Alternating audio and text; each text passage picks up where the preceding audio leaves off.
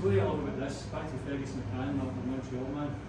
So back in 1994, you said a whole lot of conflict between old board and new board and takeovers resulted in Fergus and his group taking over, which was good news to Celtic. Welcome to Celtic Park. My name is Tony Hamilton. I have been here almost 30 years. In 2 months' time it will be 30 years. I ran media here for about 20 years, and for the last 10 years I've been mainly in Celtic FC Foundation, but I have a corporate function within the football club as well. My contact details are there if you want to, which Bill has obviously anyway. So I think the plan today, and it's really the key today, unfortunately, is timing. Timing in terms of the rest of your group not being able to get here, but just we have a very short window each year to take on remedial work within the stadium. So the tour that you've had today was very, very different. You've only seen a fraction of what we would normally show people, just because there is so much groundwork going on inside Celtic Park at the moment. But I really want just to give you an overview of who we are as an organisation and why we do what we do through the offices of Celtic FC Foundation. Celtic is famous for being first. We were the first team to win 9 consecutive championships.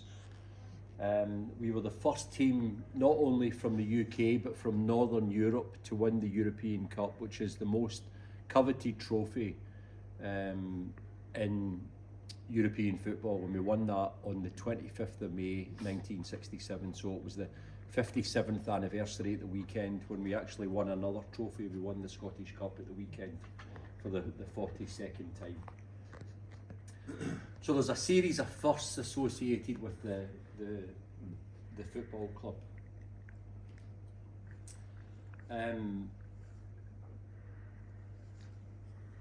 And Lewis and I speak about football a lot, and it tends to be cyclical. So there will be periods where Celtic are the dominant team in Scotland, and then there will be periods when we're not the dominant team, but we've been the dominant team in the main for the last 13 years, and there's no sign of that slowing up, thankfully. But there will come a time, I'm sure, in future when that will change. But at the moment, Celtic are the best supported team, the biggest stadium, and the most successful.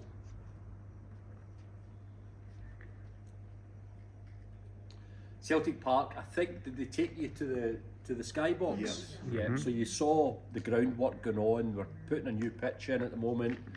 There's a whole series of other things that we can't get to throughout the football season. And the football season for us really runs from July until May, until late May. So there's only this very short window of about 5 weeks where that work can get done. But Celtic Park today, when there is no one here, and on a European night, when the floodlights are on, there are 60,000 people here. It's a very, very different environment completely, and you really need to come back and experience it when there's actually a game on here. I want to spend, I'm not going to speak for ages today, but I want to spend most of the time that I speak talking about Celtic FC Foundation, which is the club's charitable arm. And I just want to give you a very quick flavour of that now on screen, which we may have subtitled actually with some foresight, but we'll see.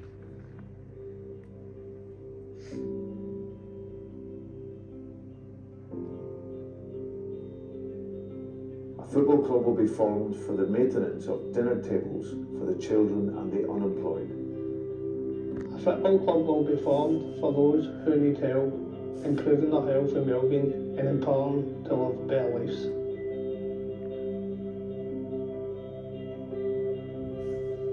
A football club will be formed for a world without barriers. To equality for all people, regardless of age, sex, religion, ethnicity or ability. A football club will be formed for a better society, making a lasting difference and uplifting communities locally, nationally and internationally. A football club will be formed for those who are vulnerable, tackling poverty at its root and breaking patterns of inequality.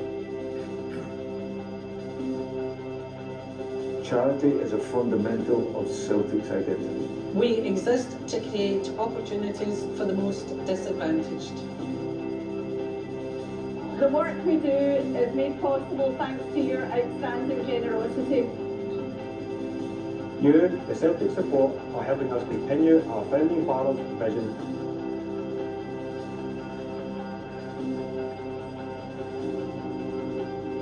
We are Celtic FC Foundation. This is football for good.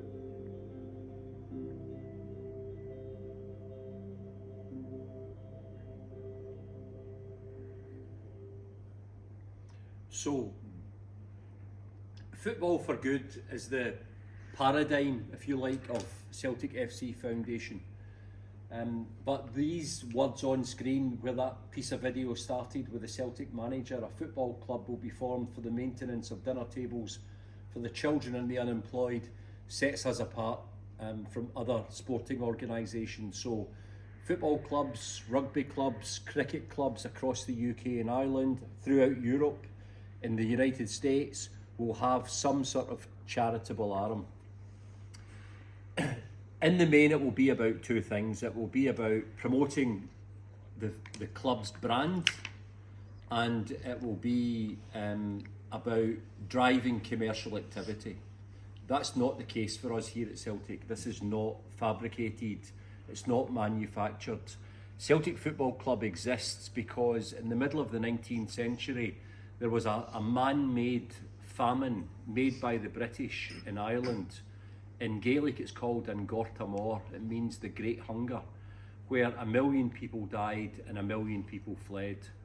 So those who fled went to the eastern seaboard of the United States, and you see the legacy of that today in firefighters and cops in places like Philadelphia and Boston and New York who have got Irish names. Those who came to Britain came to Liverpool in England, which is on the west as well, about 250 miles south of here, and many of them came to Glasgow. This was Victorian Britain. Glasgow, in the east end of Glasgow, like the east end of most Northern Hemisphere cities, was very, very poor. This was an Irish immigrant population. They were predominantly Catholic in a non-Catholic country, and they weren't overly welcome here. So Brother Walfrid, who was born in Sligo in 1840 in Ireland, set up the football club only for the reason of creating a product, football, that generated a financial surplus that would provide food for this population and anybody else who was local who needed it. So that's why the football club exists, and we've tried to stay true to that through what we do in Celtic FC Foundation. So this idea about the club would say that it's a club open to all, and that means that it doesn't matter to us who people are. It doesn't matter if they are not football people, if they support another football club. We talk about all faiths and none here. None of those things are material for us. We just want people who need help to come here, and we'll provide help for them. So Celtic FC Foundation is split into 3 parts. We have to raise funds, so we have a series of income generation, which I'll speak about. We have to have a bit in the middle, which is administration, it's finance, it's media. So administration would be Janice, for example, media, marketing, the whole multimedia department is sitting in that chair right now. We're a very, we're a very lean team here. The most important part of the three is outcomes. So it's not how good we are at fundraising, it's the impact of what we do with those funds that's the most important for us. And we do two things in the main. Sorry, let me just talk to you about this. So we have Celtic FC Foundation in the UK, which covers us for part of Ireland. Internally, it feels like a department of the football club. Externally, it has its own governance, it has its own directors, some of whom are also directors of the football club. And in the US, we have, you'll be familiar with this, a 501c3, which is a not-for-profit. And although that's federal, and it should be the same across 50 states, we registered the organisation in Massachusetts because at the time, it was the path of least resistance for us. The majority of our work in the United States is in New York, but the organisation is registered in Massachusetts. And just for some context, why America is the next place to have a version of Celtic FC Foundation, and it's really, really simple. So where there are expatriated Scots and Irish people, there tends to be Celtic supporters. So we have a massive presence, predominantly in across North America, predominantly in Canada and across the eastern seaboard, but not exclusively. So where you are in the heart of Texas, to your west we have the Austin Celtic Supporters Club. To your east we have the Bobby Lennox Houston Celtic Supporters Club, and to your north we have Lone Star Dallas Celtic Supporters Club. So in your state alone, we have 3 registered supporters clubs. So Celtic, despite the environment that we play in here in Scotland, has a massive presence in the United States and in Canada. Where we work here, for 2 reasons. This is our home, and life for a lot of people here, I'm from 2 miles east of here, but life for a lot of people here is atypical as you look across the city and look across the country. Unemployment is higher, crime rates are higher, addiction is higher, and opportunity is much less. And this is our home, so this is our starting point, this is the focus of what we do.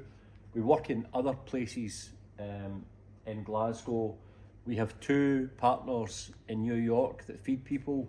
A homeless charity called Coalition for the Homeless, and a children's charity who feed the children of homeless people called Children's Aid, and they work in Harlem, if you're familiar with the city. We're in about 125th Street. We do some stuff in the developing world, so that's Malawi and Zambia. We've got Lewis and a group of people travelling to Malawi on Sunday this week. And we work in 2 schools there, and over the past 7 years we've built 67 school kitchens. 67, if you remember, it's the year we won the European Cup. It's a very famous year. We built 47 kitchens in Malawi and 20 in Zambia, and we're going back to do some work within 2 of those schools. We're taking a group of volunteers.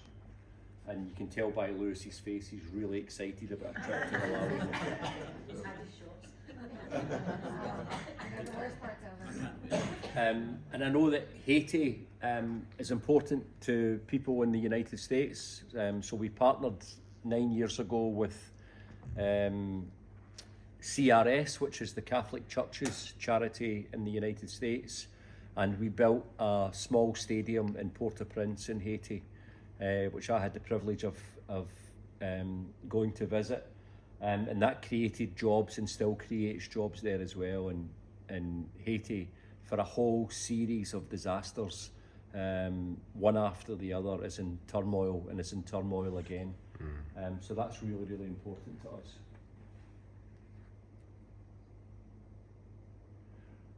We work in London as well, so the economy in London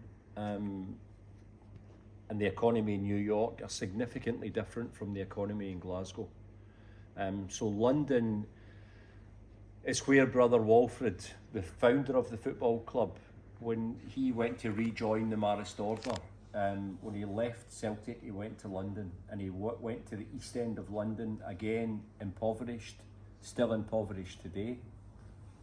Quick example, London, arguably the first or second richest city in the world. We have a fundraising event in the school and church where Brother Walfrid went when he left here. In the East End, which is terribly poor, but still within this metropolis, super rich metropolis. We've got an event which allows some fundraisers, 30 people, to sleep outdoors at Christmas time to raise funds for the foundation. And the school allow us to use their staff facilities. And there's a sign up, this was 4 or 5 years ago, a sign up from the head of the school, and she was telling her team how to identify signs of malnutrition in children in the richest city in the world. So that's an example of what we're up against here. We live in a real divided society. But we work in London, we raise a lot of money there, and we work in 5 of the 32 boroughs, so a big part of the city. And because we position ourselves as a Scottish club with Irish roots, we work in 6 of the 32 counties across the whole of Ireland. So Ireland's hugely important for us as well. So the economy's not great, so we don't raise much, if any, money there, but we spend a lot of money. The money that we raise in New York, for example, we'll spend some of that in New York, we'll spend some of it in Glasgow, and we spend a lot of it in Ireland. And we do really what charities do. We have events, so we've got a golf day on Friday this week, and we have retail products. We have a Christmas appeal where we try and raise about $500,000 every year and give that to families who won't have the opportunity to celebrate Christmas, and charities who look after people whose lives are chaotic. So women and children living in refuge, refugees, and the homeless community. We have gala dinner events, so that's in Cipriani's in New York. That's obviously Times Square. We had a match here at Celtic Park on Sunday of this week. That's a photograph from that. Lewis is on the ball. Our supporters do their own fundraising and donate funds to Celtic FC Foundation. And we have 2 regular giving schemes, one for people who can afford to give us quite a significant amount of money every year, which they get a good tax break on, and a much smaller amount where our supporters can make a donation effectively through their phone. So that's how we raise funds. We raise about $1 million in the US and about £3 million in the UK. So it's not a huge organisation, but we have a big impact. The Founders Club is the name of that other regular giving scheme, and we've got about 240 people. We're trying to grow that number so that we can effectively spend every penny that we raise conventionally on output rather than any overhead costs, and we're about 70% of the way there. And then we do, again, what charities do. We have people climbing mountains and cycling and all sorts of things. So nothing earth-shattering. We get some money from the public fund, from the public purse as well. So for example, we have a project called Cashback for Communities. We've been running this for 10 years. We work in 4 prisons in Scotland. We visit the prisons, we meet the young people who are locked up for whatever reason, and when they're released, we bring them here for a period of time. And our job is not to keep them, is not to necessarily to put them into employment. In the first instance, our job is to keep them from returning to prison. So that's very, very important for us, and that's funded through the public purse, through the sale of proceeds of crime. Does that make sense? Yeah. Mm-hmm. And this is an example of some of the projects. We deliver 23 projects, Glasgow, London, some international stuff in Ireland.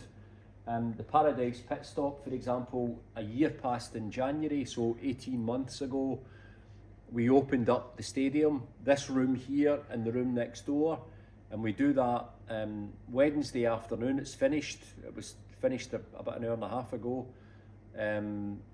Friday afternoon, Monday evening and Thursday evening, and we feed about 600 people a week. We just open the doors and we provide a hot meal, not dissimilar, maybe a wee bit more substantial than what we've provided you for lunch, but a proper hot meal where people can come. There's no registration, there are no questions. If people need a meal, they come here and get a meal, and that's very, very important to us. Lions lunch breaks take place here in Glasgow and in Edinburgh, and that's for people who live with dementia. So we do two things in the main, and these things will fit into two categories. One, we try and help people who are living in poverty. We try and alleviate poverty. The unsustainable way is Paradise Pit Stop, for example, because provide a meal today, that person needs a meal tomorrow, right? The sustainable way is through employability. We deliver a lot of employability projects to try and people improve their own microeconomy by being in meaningful, gainful employment. And the second thing we do is it includes people who would otherwise be excluded. So that's people who live with dementia or Down syndrome or autism. So tomorrow at the club's training ground, which is about 12 miles north of here, we're bringing together 9 of our ability counts groups for a day at the training ground to play football and play some games and have some lunch, and just to make sure that these kids and young people are included just the same as the mainstream kids and young people are included. And then through COVID, we set up Football for Good Fund. We put in £2.5 million, £2.5 million, which was predominantly to keep the heating and lighting on at home and for food for families across the UK and Ireland. So wherever there was a need, we tried to address it. And we've got a sensory room here as well, which may or may not have been pointed out to you, but it's a room that overlooks the pitch, that's soundproof, that it's the right colours, it's the right lighting, where kids and young people who have got a sensory impairment, such as autism, can come and enjoy a game of football the same as everybody else. And there's a 2-year waiting list for that. We've brought 2 holiday homes in the west of Scotland where we can provide a holiday for people who wouldn't otherwise get a holiday. Janice manages both of those functions, the sensory room and the holiday homes, and again, demand really outstrips supply because we've got long waiting lists for these things as well. So what we do, we could do much more if we had more resource on a much bigger scale. And you'll be delighted to learn that is that's it for me. That's inspiring. Right. Hey, way to go. Thank you. Thank you. Do we have any questions? Now you've got a Carter one and a Father Bill one. Look at that. That is awesome. That is awesome. What position I played? Striker, centre forward. That what he said. That's what I play. Yeah. It's attack, not defence. My father was on the great Celtic team of 1967. That won. They called them the Lions of Lisbon, and they won the European Cup. And so I feel like I'm following in his steps. That's seriously impressive. Now, Bill, while you're... Oh, good point. Sure. So we're missing our fellow pilgrims here at Paradise, but we'll catch up with you later, and we have a small token of appreciation and love for you all the way from Paradise. So Is this on? Okay. Yeah, go. Yes, so I am the You new wanna say- owner of the Celtic soccer team.